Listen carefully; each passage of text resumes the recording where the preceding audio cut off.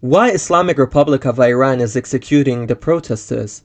Jinnah's revolution started when morality police in Iran detained a Kurdish girl in Tehran with the name of Jinnah Amini, simply for not having proper hijab on and exposing some of her hair in public. According to live witnesses, she was beaten in the van on the way to police station and even while she was in the police custody, which it caused her concussion and internal bleeding and eventually her death. Her death started mass protests in Iran, mostly in the Kurdish areas of Kurdistan known as Rojava. But as any dictator would react, the Islamic Republic started oppressing the protesters by shooting, beating, and imprisonments, or in some cases, threatening the protesters and their families. Protesters who have been imprisoned face torture both mentally and physically by beating them, sexual assaults, telling them that their family members have passed away, putting them in small rooms close to the torture chamber so they can hear the screams of their inmates. But after more than 80 days,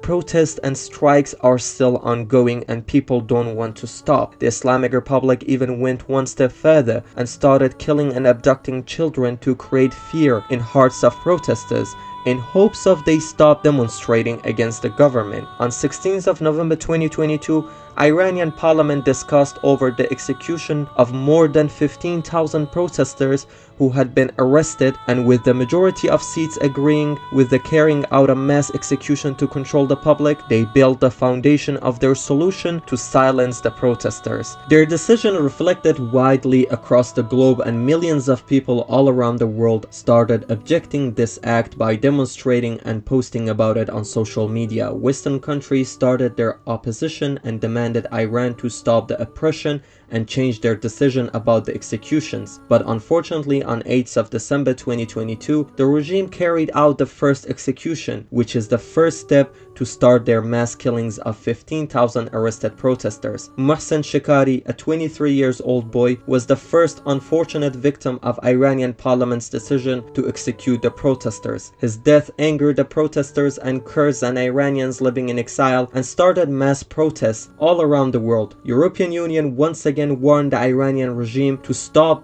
this inhumane act, but on 12th of December 2022, only 4 days after carrying out the first execution, the regime carried out the second execution. Another young boy named Majid Reza Rahnavard. The Iranian regime claims that according to the Islamic laws, these people are convicted of war against God or muharabe because they dare to question the regime, which is according to the government is based on Islamic laws, and the leader of the regime, Ayatollah Ali Khamenei, is the representative of God on earth and should be respected and obeyed without question.